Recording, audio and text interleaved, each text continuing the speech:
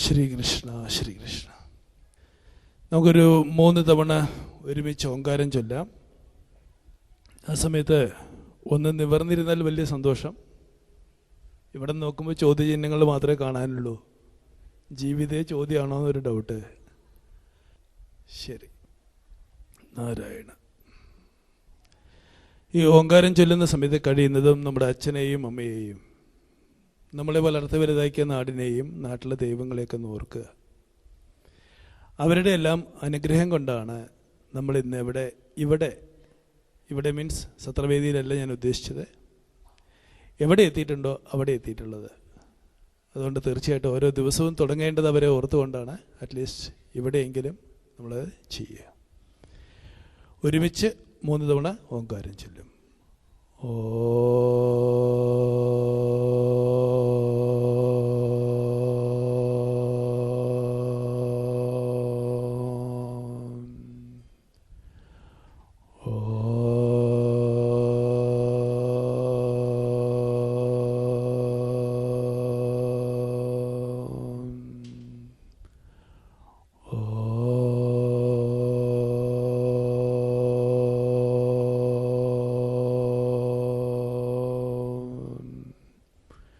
സദാശിവസമാരംഭാം ശങ്കരാചാര്യമധ്യമാം അസ്മദാചാര്യപര്യന്താം വന്ദേ ഗുരുപരമ്പര.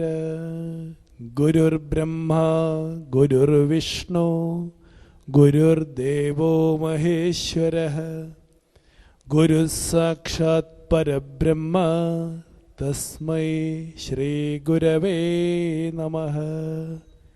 ഹരി ഓം. ഭാഗവതം അതെന്തിനാണെന്നുള്ളത് നമ്മൾ ആദ്യം മനസ്സിലാക്കണം. ഈ ലോകത്തിൽ മനുഷ്യർ ജീവിക്കാറുണ്ട്, നമ്മളൊക്കെ എല്ലാവരും ജീവിക്കാറുണ്ട്, അതിൽ മനുഷ്യരും ജീവിക്കാറുണ്ട്.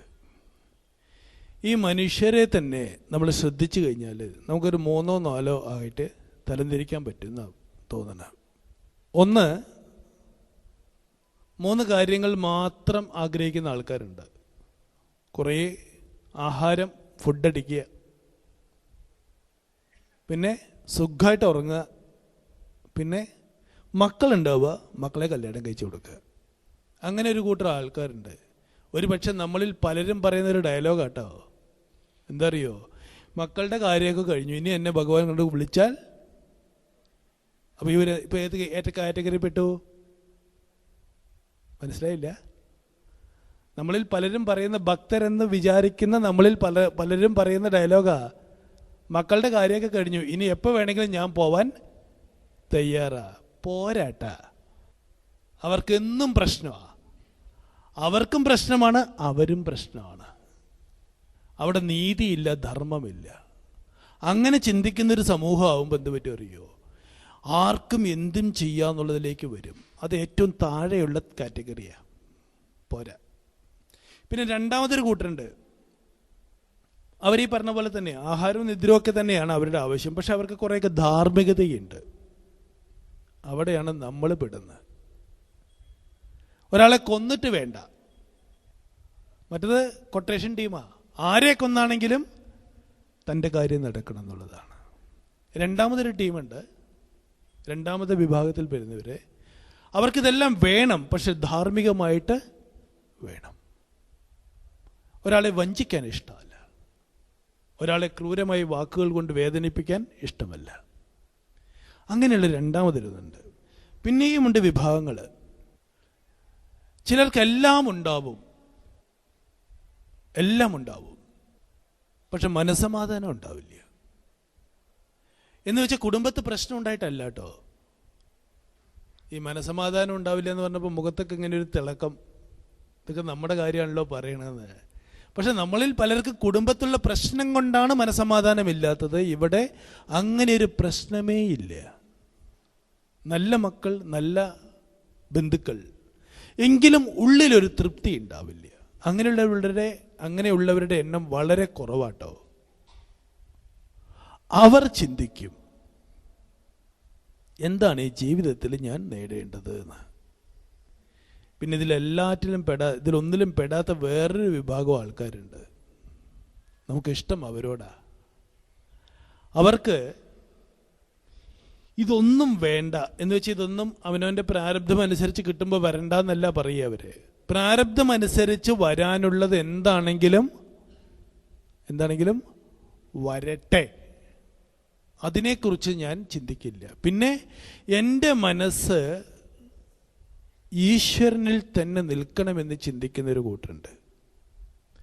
ആ കൂട്ടര് നാലാമത്തെ ഒരു കാറ്റഗറി എന്ന് വേണമെങ്കിൽ പറയാം. അതിൽ തന്നെ രണ്ട് തരം ആൾക്കാരാ.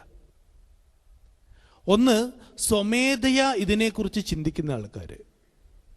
For example Ramana Maharshi. അദ്ദേഹത്തിന് ആരും പ്രേരണ കൊടുത്തില്ല. അദ്ദേഹത്തിന് ഒരു ദിവസം തോന്നി, എന്താ ഇതിൻ്റെ കുട്ടൻസി ജീവിതത്തിൻ്റെ അടിസ്ഥാനം എന്താണെന്ന് തോന്നി. ആരുടെയും പ്രേരണയൊന്നുമില്ല. അദ്ദേഹം വിട്ട് ഇറങ്ങിയുണ്ടായത്. അങ്ങനെയുള്ള മനസ്കന്മാരുണ്ട് കേട്ടോ. നമ്മളുടെയൊക്കെ സ്വാമിജിമാരും ഏതാണ്ട് ആ ഗണത്തിൽപ്പെടുന്നവരാണ്. ചെറിയ പ്രായത്തിൽ തന്നെ ഈ കാര്യങ്ങളെക്കുറിച്ചുള്ള ഒരു അവബോധം ഉണ്ടാവുകയും അതെന്താണ് എന്ന് ചിന്തിച്ച് അതിനെ തേടിയുള്ള ഒരു യാത്രയും. അതാണ് രമണ മഹർഷിയെ പോലുള്ള ആളുകൾ. അവരുടെ പുറകെ ശാസ്ത്രം പോയി, ശാസ്ത്രത്തിൻ്റെ പുറകെ അവർ പോയില്ല. പിന്നെ അതേ കാറ്റഗറിയിൽ തന്നെ വരുന്ന മറ്റൊരു കൂട്ടരുണ്ട്. അവര് ശാസ്ത്ര വിചാരം കൊണ്ട് തൻ്റെ അന്തർഗതം എന്താണെന്ന് മനസ്സിലാക്കിയിട്ടുള്ള കൂട്ടരുണ്ട്. നമ്മുടെയൊക്കെ സ്വാമിജിമാർ അങ്ങനെ വരുന്നവരാണ്. തൻ്റെ ഉള്ളിലൊരു സ്പാർക്ക് ഉണ്ടായി, പിന്നെ അതിനെ പോഷിപ്പിക്കാനായിട്ട് ശാസ്ത്ര വിചാരം ചെയ്ത് ശാസ്ത്രത്തിലൂടെ, ആധ്യാത്മിക ശാസ്ത്രത്തിലൂടെ ജീവിതത്തിലേക്ക് വന്നിട്ടുള്ള ആൾക്കാരുണ്ട്. അങ്ങനെ പലതരം ആൾക്കാരുണ്ട്. ഇവരെല്ലാവരും, നമ്മളെല്ലാവരും ആഗ്രഹിക്കുന്നത് ഒറ്റ കാര്യമേ ഉള്ളൂ. എന്താ? മനസ്സമാധാനം. അപ്പോൾ ആ മനസ്സമാധാനം തേടിയുള്ള യാത്ര. എനിക്ക് പലപ്പോഴും ഈ ആധ്യാത്മിക ഗ്രന്ഥങ്ങൾ വായിക്കുമ്പോൾ ഉണ്ടാവുന്ന, എൻ്റെ മനസ്സിലുണ്ടാവുന്ന ഒരു ചെറിയ ഡൗട്ട്, ഭഗവാൻ ശ്രീകൃഷ്ണൻ അർജുനനോട് പറഞ്ഞു കൊടുത്തു, ശുകബ്രഹ്മ മഹർഷി പരീക്ഷത്തിന് ഉപദേശിച്ചു കൊടുത്തു. ഇതൊക്കെയാണ് നമ്മൾ കഥാസന്ദർഭങ്ങളായിട്ട് കാണുന്നത്. അവിടെയെല്ലാം അവർ സാധാരണമായിട്ട് തന്നെയല്ലേ സംസാരിച്ചിട്ടുണ്ടാവുക, അതോ ആർട്ടിഫിഷ്യലായിട്ട് അല്ലെങ്കിൽ കൃത്രിമത്വം ഉണ്ടാക്കിയിട്ടുണ്ടാവുമോ എന്നുള്ളൊരു ചിന്ത നമ്മുടെ മനസ്സിലെപ്പോഴും ഉണ്ടാവാറുണ്ട്.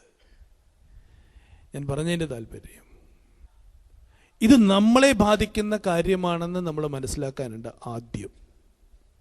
എന്തിനാണ് ഞാൻ ഈ ഭാഗവതം പഠിക്കുന്നത്? അതിനൊറ്റ ആവശ്യമേ ഉള്ളൂ.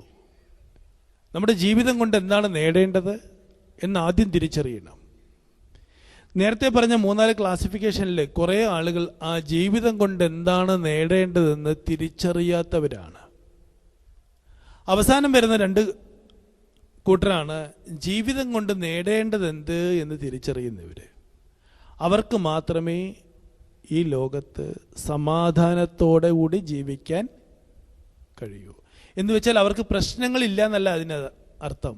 പ്രശ്നങ്ങൾ ധാരാളമായി വന്നാലും മനസമാധാനമായിട്ട് ജീവിക്കണമെങ്കിൽ ജീവിതത്തിൽ താൻ നേടേണ്ടത് എന്താണ് എന്ന് കൃത്യമായ ഒരു അവബോധം നമുക്ക് ഉണ്ടാവണം. അതിന് നമ്മളെ പ്രേരിപ്പിക്കുന്ന ഘടകം എന്താണ്? അപ്പം അതിന് നമ്മളെ പ്രേരിപ്പിക്കുന്ന, അല്ലെങ്കിൽ എങ്ങനെ ജീവിച്ചാലാണ് ജീവിതത്തിൽ നാം നേടേണ്ടത് എന്താണ് എന്ന് നമുക്ക് മനസ്സിലാവുക. ഇതാണ് നമ്മളുടെ മുമ്പിലുള്ള പ്രശ്നം, സമസ്യ. അതിനുള്ള പരിഹാരമാണ് നമ്മുടെ ജീവിതം. ആ പരിഹാരം കാണിച്ചു തരുന്നതാണ് ശ്രീമദ് ഭാഗവതം. നമ്മൾ ഏത് പുസ്തകം പഠിക്കുമ്പോഴും അതിന് ചില ലക്ഷണങ്ങളും ചില മര്യാദകളൊക്കെ ഉണ്ട്. ഒരു ശാസ്ത്ര പുസ്തകം പഠിക്കുമ്പോൾ താല്പര്യ ലിംഗം എന്ന് പറഞ്ഞ് അതിനകത്ത് ഒരു 6 കാര്യങ്ങളെക്കുറിച്ച് പറയുന്നുണ്ട്. ഉപക്രമോപസംഹാരോ, ആ പറയുന്ന കാര്യം, ഒരു പുസ്തകത്തിൽ പറയുന്ന കാര്യത്തിൻ്റെ തുടക്കവും ഒടുക്കവും ഒന്നായിരിക്കണം. ഭാഗവത്തിൻ്റെ തുടക്കത്തിൽ ശ്ലോകത്തിൻ്റെ ഏതാ? ജന്മാതിസ്യ എന്നാണെങ്കിൽ അവസാനിക്കുന്നത് എവിടെയാ? സത്യംപരം ധീമഹി. അവസാനിക്കുന്നതും അവിടെ തന്നെയാണ്. അപ്പോൾ ഉപക്രമവും ഉപസംഹാരവും ഒരുപോലെ ഇരിക്കണം. പിന്നെ ഒരേ കാര്യം തന്നെ അഭ്യാസപൂർവം പറയണം, വീണ്ടും വീണ്ടും ആവർത്തിച്ച് പറയണം. കാരണം നമ്മൾ ഒരിക്കൽ കേട്ടാൽ മനസ്സിലാക്കാൻ പറ്റുന്ന ബുദ്ധിയുള്ള ആളുകളല്ല. അപ്പോൾ വീണ്ടും വീണ്ടും അതിനെക്കുറിച്ച് പറയുകയാണ്. അത് കഴിഞ്ഞിട്ടോ പിന്നെ ഒരു അപൂർവത, പൂർവത്തിലില്ലാത്തത് ഒരു വിശേഷത അതിന് കൊടുക്കുകയാണ്. ഈ ശാസ്ത്രത്തിനൊരു വിശേഷത നമ്മൾ കൊടുത്തു. പിന്നെ അതിൻ്റെ ഉദ്ദേശ ലക്ഷ്യങ്ങളെക്കുറിച്ചെല്ലാം പറഞ്ഞു. ഇങ്ങനെ ഒരു 6 കാര്യങ്ങൾ ചേരുമ്പോഴാണ് അതിനെ ഒരു ഉത്തമ ഗ്രന്ഥമായിട്ട് നമ്മൾ പറയാറുള്ളത്. ഭാഗവതത്തിൻ്റെ ഉപക്രമത്തിൽ പറയുന്നു. ആദ്യത്തെ ശ്ലോകങ്ങളിൽ പറയുന്നുണ്ട്. എന്താ പറയണത്? ആദ്യത്തെ ശ്ലോകം ജന്മാദിസ്യ യഥോന്നയാദി തരത ചാർത്തേഷ ഭിന്നസ്വരാട്. നമുക്കെല്ലാവർക്കും അറിയുന്നൊരു ശ്ലോകമാണത്. സത്യം പരം ധീമഹി എന്നാണ് ആദ്യത്തെ പ്രതിജ്ഞാവാചകം. ഞങ്ങൾ പരമമായ സത്യത്തെ ധ്യാനിക്കുന്നു. എന്തിനാ? രണ്ടാമത്തെ ശ്ലോകം കൊണ്ട് അതിൻ്റെ പ്രയോജനം പറയുന്നുണ്ട്. എന്തിനാണ് ആ സത്യത്തെ ഞാൻ ധ്യാനിക്കുന്നത് എന്നുള്ളത് രണ്ടാമത്തെ ശ്ലോകത്തിൽ പറയുന്നുണ്ട്. താപത്രയോന്മൂലനം, നമ്മുടെ 3 തരം താപങ്ങളെയും ദുഃഖങ്ങളെയും നശിപ്പിക്കുന്നതാണ് പറയുന്നത്. അപ്പോൾ ശ്രീമദ് ഭാഗവതം കേട്ട് കഴിഞ്ഞാൽ ഉണ്ടാവേണ്ടത് എന്താ? 3 തരം താപങ്ങൾ. നമുക്കൊക്കെ 3 തരം താപങ്ങളാണ് ഉള്ളത്. ഏതൊക്കെയാ? ആധ്യാത്മികം, ആദിഭൗതികം, ആദി ദൈവികം. ഈ 3 താപങ്ങളും മാറി മനസ്സ് ശാന്തമായിട്ടിരുന്ന് ചിത്തവൃത്തികളെല്ലാം നിരോധത്തിലായി അതിനുശേഷം ആ നിരോധിതമായ ചിത്തത്തെ തഥാ ദ്രഷ്ടു, ആ നിരോധിതമായ ചിത്തത്തെ ദ്രഷ്ടാവിൽ ലയിപ്പിച്ച് ദ്രഷ്ടാവിൽ സ്ഥാപിച്ച് ഇരിക്കുന്നൊരവസ്ഥ. എന്ന് വെച്ചാൽ വളരെ ലളിതമായി പറയുകയാണെങ്കിൽ ലോകം മുഴുവൻ കീഴടങ്ങിയ, ലോകം മുഴുവൻ കുലുങ്ങിയാലും പ്രശ്നങ്ങൾ വന്നാലും അവനവൻ്റെ മനസമാധാനം നഷ്ടപ്പെടാത്ത ഒരവസ്ഥയിലേക്ക് നമ്മളെ എത്തിക്കുന്നതാണ് ശ്രീമദ് ഭാഗവതം. മനസ്സിലാവുണ്ടോ? അപ്പോൾ ഭാഗവതം പഠിച്ചാലുള്ള ഗുണമെന്താ? മുക്തി കിട്ടും. മുക്തി എപ്പോൾ കിട്ടും? മരിച്ചതിന് ശേഷമല്ല. പലർക്കുള്ളൊരു ധാരണ അവിടെയാണ്. മരിച്ചതിന് ശേഷം കിട്ടുന്ന ഒരു സാധനമാണ് മുക്തി. അല്ല, ഇപ്പോൾ ഇവിടെ കിട്ടും. മരിച്ചതിന് ശേഷമുള്ളതിനെ കുറിച്ച് നമുക്ക് ഗ്യാരണ്ടി ഒന്നുമില്ല. കാരണം മരിച്ചതിന് ശേഷം ഇന്നതൊക്കെ അവിടെ പോയി കണ്ടു കേട്ടു എന്ന് പറഞ്ഞ് ആരും നമ്മളോട് ഇങ്ങോട്ട് വന്ന് പറഞ്ഞിട്ടൊന്നുമില്ല. അപ്പോൾ ഇപ്പോൾ ഇവിടെ ഇരിക്കുമ്പോൾ തന്നെ ആ ഒരു അവസ്ഥയിലേക്ക് നമ്മളെ എത്തിക്കുന്നതാണ് ശ്രീമദ് ഭാഗവതം. ഇനി അതെങ്ങനെയാണ് എത്തിക്കുക? ഇപ്പം ഈ ലോകം, നമുക്ക് 2 തരം ആൾക്കാരെ കാണാൻ പറ്റും. ഒന്ന്, ലോകത്തിലെ പ്രശ്നങ്ങളെ നേരിടുന്ന ആളുകൾ. ലോകത്തിലുള്ള പ്രശ്നങ്ങളെ നേരിടുന്ന ആളുകൾ നമ്മളൊക്കെ ആ കാറ്റഗറിയിലാണ് പറ്റുന്നത്. നമ്മൾ ഭഗവാനെ വിളിക്കുന്നത് എന്തുകൊണ്ടാ? വായ കൊണ്ടതെന്ന് പറയണ്ട. എന്തുകൊണ്ടാ? നമുക്ക് ഒരുപാട് പ്രോബ്ലങ്ങളുണ്ട്, നമുക്ക് ഒരുപാട് ആഗ്രഹങ്ങളുണ്ട്, പൂർത്തീകരിക്കാനാവാത്ത കുറേ പ്രശ്നങ്ങളുണ്ട്, തരണം ചെയ്യാൻ കഴിയാത്ത കുറേ കാര്യങ്ങളുണ്ട്. അതുകൊണ്ട് നമ്മൾ എന്ത് പറഞ്ഞു? ഭഗവാനെ, നീയല്ലാതെ വേറൊരാളെ ആശ്രയമില്ല. അപ്പോൾ നമ്മൾ എന്തിനാണ് വിളിച്ചത്? ഭഗവാനോട് ഇഷ്ടമുണ്ട്, അത് വേറെ കേട്ടോ. ഇഷ്ടമൊക്കെ അവിടെ ഇരിക്കട്ടെ, ഇഷ്ടമുണ്ട്, അതവിടെ ഒരു ഭാഗത്ത് വയ്ക്കുന്നു. പക്ഷെ നമ്മൾ വിളിച്ചതെല്ലാം ഭഗവാന്റെ അനുഗ്രഹം കൊണ്ട് നമ്മൾ നേരിടുന്ന പ്രശ്നങ്ങളെ തരണം ചെയ്യാനാണ്. ഒരിക്കലും ഒരു ഭാഗത്ത് സപ്താഹത്തിന് പോയപ്പോൾ അവിടുത്തെ ഒരു അമ്മ പറയുകയുണ്ടായി, ഇവിടെ ഉണ്ടാവില്ല എന്നുള്ള ധാരണയിലാണ് പറയുന്നത്, ഇവിടെ അടുത്ത് തന്നെയായിരുന്നു പോയത്. സ്വാമി, എനിക്ക് അങ്ങനെ സ്വാമി പറയുന്ന പ്രശ്നങ്ങളൊന്നും ഇല്ല, എൻ്റെ വീട്ടിലെല്ലാം വളരെ സ്മൂത്തായിട്ടാണ് പോണത്, പിന്നെ ഞാനങ്ങനെ എനിക്ക് വലിയ പ്രശ്നങ്ങളൊന്നും ഇല്ല എന്ന്. അപ്പം ഞാൻ ആകെ ഞെട്ടി. ഈ വലിയ പ്രശ്നങ്ങളൊന്നും ഇല്ലെങ്കിൽ പിന്നെ ഈശ്വരനെ വിളിക്കണ്ട എന്നാണ് ചിന്തയെങ്കിൽ നമ്മുടെ നിഗമാൻ സമയം പോലുള്ള ആൾക്കാർ ചെറിയ പ്രായത്തിലേ വന്ന ആൾക്കാരാട്ടോ. അവർക്ക് ഒരു പ്രശ്നവും ഉണ്ടായിരുന്നില്ല. നിഗമാൻ സ്വാമി മാത്രമല്ല, ബഹുമാൻ സ്വാമിജിയും എല്ലാവരും, ഇവിടെ ഇരിക്കുന്ന പല സ്വാമിജിമാരും ചെറിയ പ്രായത്തിൽ വന്നിട്ടുള്ള ആൾക്കാരാണ്. 20, 21 വയസ്സിനൊക്കെ എത്തുമ്പോഴോ അതിനെ താഴെയായിട്ടുള്ള പ്രായത്തിൽ വന്നിട്ടുള്ളവരാണ്. ആ പ്രശ്നങ്ങൾ ഇല്ലാതിരുന്നാൽ വിളിക്കണ്ട എന്നുള്ളതല്ല കേട്ടോ അഭിപ്രായം. ഓക്കെ, നമ്മളപ്പോൾ ഭഗവാനെ വിളിക്കുന്നു, പ്രശ്നം പരിഹരിക്കാനായിട്ടാണ് നമ്മൾ വിളിച്ചത്. അതൊരു കൂട്ടം ആൾക്കാരുണ്ട്. രണ്ടാമതൊരു കൂട്ടം ആൾക്കാരുണ്ട്, അവർക്ക് ലോകമാണ് പ്രശ്നം. അവർക്ക് ഭാഗവതം മനസ്സിലാവുള്ളൂ. ലോകത്തിലെ പ്രശ്നം തീർക്കുന്നവർക്ക് മനസ്സിലാവില്ല.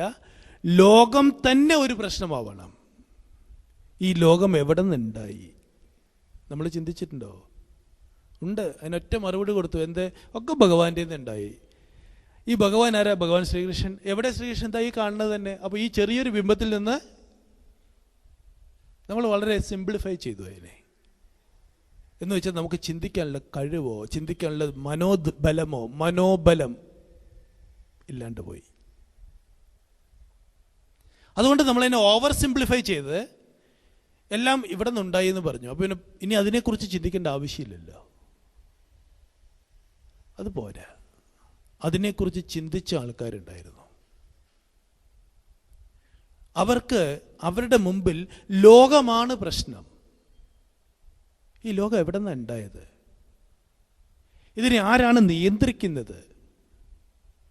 ലോകത്തിൽ സുഖം തേടി, ഇപ്പോൾ 3-ാമത്തെ സ്കന്ധത്തിൽ പറയുന്നൊരു ശ്ലോകമുണ്ട്, സുഖായ കർമാണി കരോതി ലോകേ.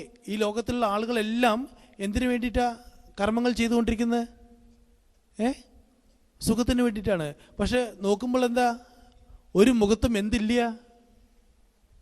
എന്തോ ഒന്ന് ഉറക്കെ പറ. ആ ഉറക്കെ പറയണത് തന്നെ നല്ല രസമാണ്. സുഖമില്ല. ഒരു മുഖത്തും എന്തില്ല, ഒരു സംതൃപ്തി കാണാനില്ല. അപ്പോൾ നാച്ചുറലി ഒരു ഡൗട്ട് വരും. ഈ തരത്തിൽ ഒരാൾ ജീവിക്കുകയാണെങ്കിൽ ഇവിടെയല്ലേ എത്തുള്ളൂ. അപ്പോൾ ശരിക്കും എങ്ങനെയാണ് ജീവിക്കേണ്ടത്? അങ്ങനെ ചിന്തിക്കുന്നവർക്കേ സമാധാനം ഉണ്ടാവുള്ളൂ. ആ ഒരു ചിന്ത പൂർവിക ഋഷിമാർ പണ്ടേ ചിന്തിച്ചിട്ടുണ്ടായിരുന്നു. അതുകൊണ്ടാണ് അതിൻ്റെ തുടക്കം പറഞ്ഞ് ജന്മാധി അസ്യ, ഈ ലോകത്തിൻ്റെ ജനനം മുതലായവയെല്ലാം. അപ്പോൾ എന്തിനാണ് ഇതെല്ലാം മനസ്സിലാക്കണമെന്ന് ചോദിച്ചാൽ, ഇത് മനസ്സിലാക്കിയാലേ നമുക്കെല്ലാവർക്കും ശരിയായ ശാന്തത ഉണ്ടാവുള്ളൂ. അതുകൊണ്ടാട്ടോ, പരിപൂർണമായ ഒരു ശാന്തത ഉണ്ടാവണമെങ്കിൽ ഈ ലോകം എന്താണെന്ന് 3 കാര്യങ്ങൾ അറിയണമെന്ന് ഋഷീശ്വരന്മാർ പറയുക. പരിപൂർണമായ ശാന്തത ഉണ്ടാവണമെങ്കിൽ 1 താൻ ആരാണ്, 2 ജഗത്ത് എന്താണ്, 3 ഈശ്വരൻ ആരാണ്. ജീവ ജഗത് ഈശ്വര ബന്ധത്തെക്കുറിച്ച് കൃത്യമായിട്ട് മനസ്സിലാക്കിയാൽ മാത്രമേ ഈ ലോകത്ത് ശാശ്വതമായ സമാധാനത്തോട് കൂട്ടിയിട്ടിരിക്കാൻ പറ്റുള്ളൂ. ഇതിലേതിലെങ്കിലും ഒന്നിനെ ശരിക്കും മനസ്സിലാക്കിയിട്ടില്ലെങ്കിൽ നമുക്കൊരിക്കലും അതിന് കഴിയില്ല. അപ്പോൾ ഈ ഒരു ചോദ്യം ആദ്യമേ ഋഷീശ്വരന്മാരുടെ ഉള്ളിൽ എങ്ങനെ കിടന്ന് മതിക്കാൻ തുടങ്ങി. അവരെ ഉറക്കമില്ലാത്തവരാക്കി. എവിടെ പോകുമ്പോഴും എന്ത് കാണുമ്പോഴും അവരുടെ മനസ്സിലിങ്ങനെ ഉദിച്ചു ഉയരുകയാണ്, ഇതെവിടെ നിന്നുണ്ടായി, ആരാണിതിൻ്റെ നിയന്താവ്. ആ ചിന്തകൾക്ക് പിന്നെ അവർ അന്വേഷിച്ച് പുറത്തല്ല പോയത്, അവരന്വേഷിച്ച് അകത്തേക്കാണ് വന്നത്. ഒരു ഉദാഹരണം ഞാൻ പറയാം. ഒരു 2 സെക്കൻഡ് നേരത്തേക്ക് കണ്ണടയ്ക്കുക കേട്ടോ. 2 സെക്കൻഡ് നേരത്തേക്ക് മതി കേട്ടോ. അല്ലെങ്കിൽ പിന്നെ ഞാൻ നല്ല എന്താ പറയുക, മ്യൂസിക് ക്ലാസ്സിൽ പോയ പോലെ ഉണ്ടാവും, കേൾക്കേണ്ടി വരും. അതെനിക്ക് ഉറപ്പാണ്. കാരണം ഫുഡും അടിച്ച് ഫാനിൻ്റെ താഴെ ഇരുന്ന് ഉച്ചയ്ക്ക് കണ്ണടച്ച് കഴിഞ്ഞാൽ എന്താ സംഭവിക്കുക? ആനന്ദം ബ്രഹ്മേതി വിജാനായത് എന്ന് പറയേണ്ടി വരും ഞാൻ. ഓക്കെ, നമ്മളിപ്പോൾ നമ്മുടെ വീടിനെ കുറിച്ച് ചിന്തിക്കുകയാണ്. ഇപ്പം നമ്മൾ കണ്ണടച്ച് ചിന്തിച്ചാൽ വീട് കാണും. അമേരിക്കയെക്കുറിച്ച് ചിന്തിച്ചാൽ അമേരിക്ക എത്തി. നമ്മുടെ പുറകിലിരിക്കുന്ന ഒരാളെക്കുറിച്ച് ചിന്തിച്ചാൽ അല്ലേ? അപ്പോൾ ഈ മനസ്സിൽ ഈ കാര്യങ്ങളെല്ലാം ആദ്യം മനസ്സെവിടെ പോയി? വീട്ടിലോട്ട് പോയി. പിന്നെ എവിടെ പോയി? ഇല്ല കേട്ടോ. അമേരിക്കയുടെ ചിത്രം മനസ്സിൽ വന്നു, വീട്ടിൻ്റെ ചിത്രം മനസ്സെവിടെയും പോയില്ലേ. ഇനി കുറച്ചുകൂടെ നിങ്ങൾ ചിന്തിച്ചു കഴിഞ്ഞാൽ അറിയാം, നിങ്ങൾ അവിടെ ഇരിക്കണ്ടെന്ന് ഇവിടെ ഞാൻ ചിന്തിക്കുകയാണ് ചെയ്യണത്. ഇവിടെ എൻ്റെ ചിന്തയില്ലെങ്കിൽ നിങ്ങളെ കുറിച്ച് ഞാൻ അറിയില്ല. ഞാനിവിടെ ഇരിക്കണ്ടെന്നുണ്ട്, നിങ്ങൾ അവിടെ ഇരുന്ന് അവിടെ ബോധ്യപ്പെട്ടില്ലെങ്കിൽ ഇവിടെ ഞാനുള്ളത് അറിയില്ല. അപ്പോൾ പിന്നെയും നമ്മൾ ചിന്തിച്ചു കഴിയുമ്പോൾ ഈ ഋഷീശ്വരന്മാർ ബുദ്ധിയുള്ളവരായതുകൊണ്ട് അവർ പുറത്തല്ല അന്വേഷിച്ച് അകത്ത് അന്വേഷിക്കാൻ തുടങ്ങി. അപ്പോൾ അവർക്ക് മനസ്സിലായി, ഏതോ ഒന്നിൽ നിന്നാണ് ഇതെല്ലാം ഉണ്ടായത്. അത് പുറത്തല്ല എന്നും കൂടെ മനസ്സിലായി. സ്വർഗത്തിൽ നിന്നല്ല, നരകത്തിൽ നിന്നുമല്ല, വൈകുണ്ഠത്തിൽ നിന്നുമല്ല, കൈലാസവുമല്ല, ബ്രഹ്മലോകവുമല്ല, ഗോലോകവുമല്ല. പിന്നെ അത് അവനവൻ്റെ ഉള്ളിൽ തന്നെ ഉള്ള ഒരു സ്ഫുരണമാണ്, അവനവൻ്റെ ഉള്ളിലുള്ള ഒരു കോൺഷ്യസ്നെസ്, ഒരു ബോധം. ആ ബോധത്തിൽ നിന്നാണ് ഇത്രയും വിസ്തൃതമായ ലോകമുണ്ടായത്. ഏതുപോലെ അറിയോ? ഉദാഹരണങ്ങളെല്ലാം തെറ്റാണ്, എന്നാലും ഞാൻ ചെറിയ ഉദാഹരണത്തിലൂടെ നോക്കാം. ഇപ്പോൾ നമ്മൾ സ്വപ്നം കാണുകയാണ്, ഇന്ന് കിടന്നുറങ്ങി സ്വപ്നം കാണുകയാണ്. സ്വപ്നത്തിൽ നമ്മൾ തൃശ്ശൂർ പൂരത്തിന് പോയി നിൽക്കുക. അങ്ങനെ ഗംഭീരമായിട്ട് ഞാനാ കാണുന്നത് എടുക്കുക. എനിക്കാണെങ്കിൽ കൊട്ടും വാതും പാട്ടും ഒന്നും അറിയാത്ത വ്യക്തി ഞാൻ. ആ ഗംഭീരമായിട്ടുള്ള സ്വപ്നം കാണുകയാണ്. അപ്പോൾ അവിടെ ഇലഞ്ഞിത്ര മേളം ഇങ്ങനെ ഗംഭീരമായിട്ട് ആളുകളെല്ലാം കൊട്ടുന്നുണ്ട്. അപ്പുറത്ത് ആനകളും ഉണ്ടെന്ന് വിചാരിക്കുക. അവയൊക്കെ ഇങ്ങനെ താളത്തിനനുസരിച്ച് തലയാട്ടി ഗംഭീരമായിട്ടിരിക്കുന്നു. പൂഴിയിട്ട പൂഴി വീഴാത്തത്രയും ജനം. പെട്ടെന്നാണ് പടക്കശാലയ്ക്ക് തീ പിടിച്ച് നിൽക്കുക. എന്തു ചെയ്യും? എല്ലാവരും ഓടും. കൂട്ടത്തിൽ ആരും ഓടും? ഞാനും ഓടി ഒരു മതിലിൻ്റെ മുകളിൽ കയറി ഒറ്റ ചാട്ടം. നോക്കിയപ്പോൾ മനസ്സിലായത് കിടക്കിട മുകളിൽ താഴേക്ക് വീണത്. അയ്യോ എന്ന് ഒരു ശബ്ദവും. അപ്പോൾ ചോദിച്ചു, എന്തേ? വലിയ സ്വപ്നം കണ്ടതാ. അപ്പോഴേക്കും എന്തായി? ആനയായിട്ട് അടഞ്ഞു വന്ന്, ആന എന്നെ ഹൈറ്റ് കണ്ടപ്പോൾ എന്നോട് ഇഷ്ടം തോന്നിയിട്ട് ആന എന്നെ പിടിച്ചിങ്ങനെ നിൽക്കുക. അപ്പോഴാണ് എൻ്റെ ശരീരം മുഴുവൻ വേർതിരിക്കുക. ഇനിവിടെ ശ്രദ്ധിക്കുക, ആ സ്വപ്നത്തിലുള്ള ആനയെയും സ്വപ്നത്തിലുള്ള എന്നെയും സൃഷ്ടിച്ചതാരാ? പുറത്തുള്ള ആളാണോ ഞാനാണോ? ഞാൻ തന്നെയാണ്. കൊട്ടറിയാത്ത എന്നെ കൊണ്ട് അവിടെ കൊട്ടിച്ചതാരാ? എൻ്റെ തന്നെ മനസ്സാണ്, അല്ലേ? അപ്പോൾ ആ സ്വപ്നലോകം മുഴുവൻ ഞാൻ തന്നെയാണ്. പക്ഷെ എനിക്കത് ബോധ്യപ്പെട്ടിട്ടുണ്ടോ? ഇല്ല. ബോധ്യപ്പെട്ട് കഴിഞ്ഞാൽ ആന ഓടിക്കുമ്പോൾ ഞാൻ ഓടുവോ? ഇല്ല. ഇതാണ് കൂട്ടരെ നമ്മുടെ പ്രോബ്ലം. താൻ എവിടെ വന്നു, എവിടെ നിന്ന് വന്നു, ഈ ലോകം എവിടെ നിന്നുണ്ടായി എന്നുള്ള ചിന്ത വരുമ്പോൾ ആ സ്വപ്ന ലോകം എവിടെ നിന്നുണ്ടായി? തൻ്റെ ഉള്ളിൽ നിന്നുണ്ടായി. അപ്പോൾ താൻ തന്നെയാണ് തനിക്ക് പരിചിതമല്ലാത്ത ആൾക്കാരെ സൃഷ്ടിച്ചതും തനിക്ക് ശത്രുവായിട്ടുള്ള ആനയെ സൃഷ്ടിച്ചതും. താൻ തന്നെയാണ് പാടിപ്പോകുന്ന പേര് കേട്ട ഒരു വാദകനെ സൃഷ്ടിച്ചതും. ഇതൊന്നും കഴിവില്ലാത്ത ഞാൻ എങ്ങനെ ഇതെല്ലാം സൃഷ്ടിച്ചു? ഇത്തരത്തിലുള്ളൊരു ചിന്തനം നമ്മുടെ ഉള്ളിൽ എപ്പോഴും ഉണ്ടാവണം. അപ്പോഴേ നമുക്ക് ഈ ലോകത്തിൻ്റെ സമസ്യക്കുള്ള പരിഹാരം കണ്ടെത്താൻ കഴിയൂ.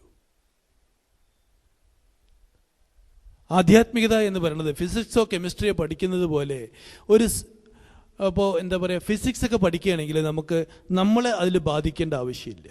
നമ്മളതിൽ ചേരുന്നില്ല. ഇപ്പോൾ ന്യൂട്ടൻ്റെ തേർഡ് ലോ പഠിച്ചത് കൊണ്ട് നമ്മൾക്കൊരു മാറ്റവും വരാനില്ല. ഏതെങ്കിലും ഒരു മൂലകത്തിൻ്റെ കോമ്പോസിഷൻ പഠിച്ചതുകൊണ്ട് അല്ലെങ്കിൽ അതിൻ്റെ രാസക്രിയകൾ പഠിച്ചതുകൊണ്ട് എനിക്കൊരു മാറ്റവും വരുത്തേണ്ട ആവശ്യമില്ല. ഞാൻ മാറി നിന്നുകൊണ്ട് തന്നെ എനിക്ക് ഫിസിക്സും കെമിസ്ട്രിയും മാത്സും എല്ലാം പഠിക്കാം. പക്ഷെ ആധ്യാത്മികത അതല്ല. അതുകൊണ്ടാണ് എൻ്റെ മനസ്സിൽ നേരത്തെ പറഞ്ഞൊരു ചോദ്യം വന്നത്. ഈ ഭഗവാൻ ശ്രീകൃഷ്ണനും അർജുനും എല്ലാം സാധാരണമായിട്ട് സംസാരിക്കുന്ന രീതിയിലല്ലേ സംസാരിക്കുക എന്ന്. ഇതിനൊരു കാരണം കൂടി ഉണ്ടായിരുന്നു. ഈ ശ്രേഷ്ഠ ഭാരതം എന്ന് പറഞ്ഞിട്ടൊരു പരിപാടിയുണ്ട് അമൃത TV കണ്ടിട്ടില്ലേ? ഇല്ലേ? അതിൽ ഒരു തവണ അതിൽ ഒരു അവതാരിക, കുറച്ച് അവതാരിക, 1-2 പേരുണ്ട്. അതിലൊരു അവതാരിക പറഞ്ഞു, ഭാവത്തോടു കൂടി പറയൂ എന്ന് കുട്ടികളോട്. അപ്പോൾ ഞാനിങ്ങനെ ആലോചിച്ചു, കുട്ടികൾ ഏത് ഭാവമാണ് എടുക്കേണ്ടത്? 2 സുഹൃത്തുക്കൾ തമ്മിൽ സംസാരിക്കുന്നു, അല്ലെങ്കിൽ ഗുരുവും ശിഷ്യനും തമ്മിൽ സംസാരിക്കുകയാണ്. അവിടെ നാച്ചുറലായിട്ടുള്ളൊരു ഫ്ലോയല്ലേ ഉണ്ടാവുക എന്ന്. കാരണം അവിടെ എന്താ പറയുക, ഒരു കൃത്രിമത്വത്തിൻ്റെ ആവശ്യം ഒട്ടും തന്നെ ഇല്ല. ഞാൻ പറഞ്ഞതിൻ്റെ താല്പര്യം, ഈ ഗ്രന്ഥങ്ങളെല്ലാം നമ്മൾ പഠിക്കുന്നത് ഇവിടെ പരിവർത്തനം ഉണ്ടാക്കാനാണ്.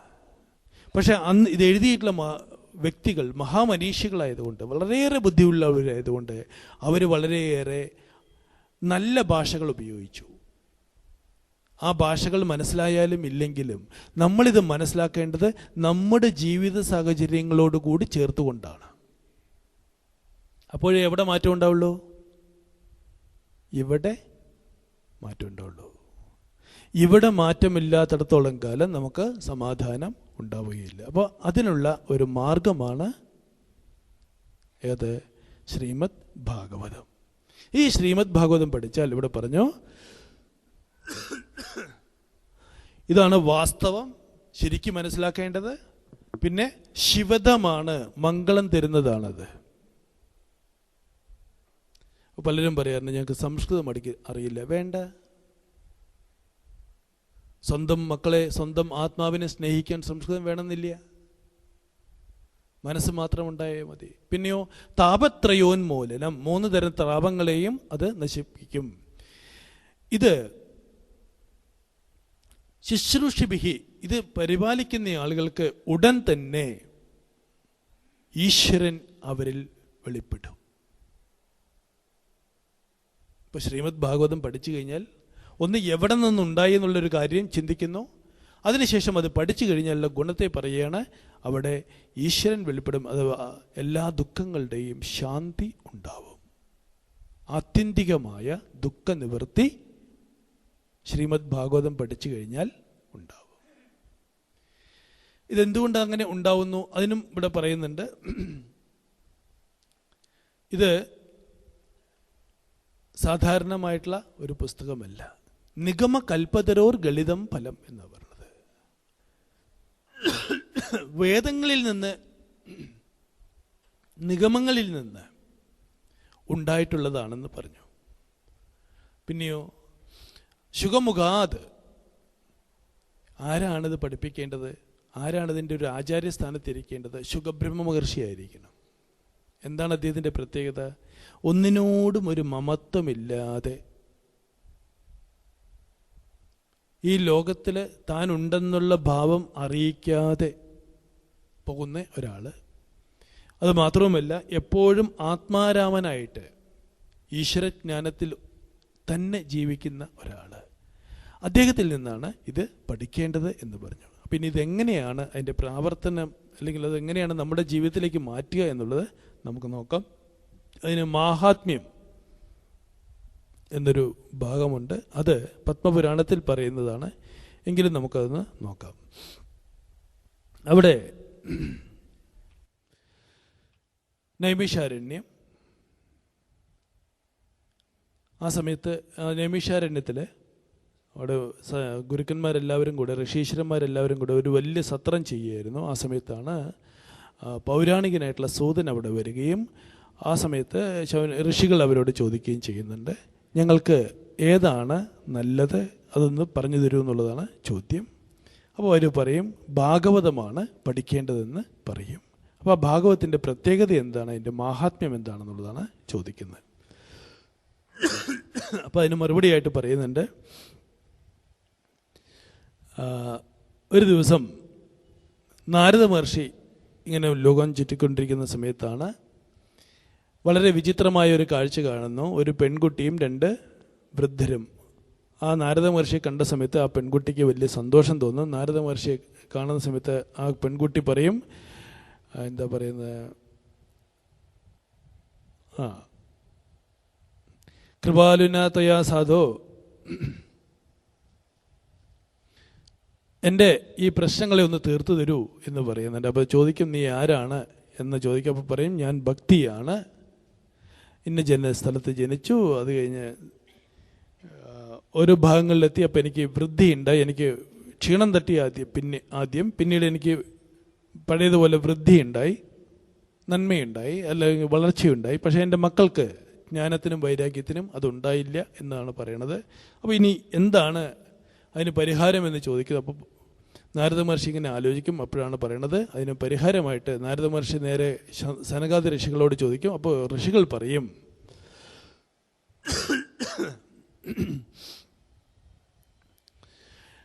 സനകാദി ഋഷികളാണ് പറയണത്, അവർ പറയുന്നുണ്ട്, വേദങ്ങളും ഇതിഹാസങ്ങളും എല്ലാം ശ്രേഷ്ഠമാണെങ്കിലും ഭക്തിരസം വർദ്ധിപ്പിക്കുന്ന ഭാഗവതം ചൊല്ലിക്കൊടുക്കൂ എന്ന് പറയുന്നുണ്ട്. എന്തുകൊണ്ടാ? ഇതം ഭാഗവതം നാമ പുരാണം ബ്രഹ്മസംഹിതം ഭക്തിജ്ഞാന വിരാഗാണാം സ്ഥാപനായ പ്രകാശിതം.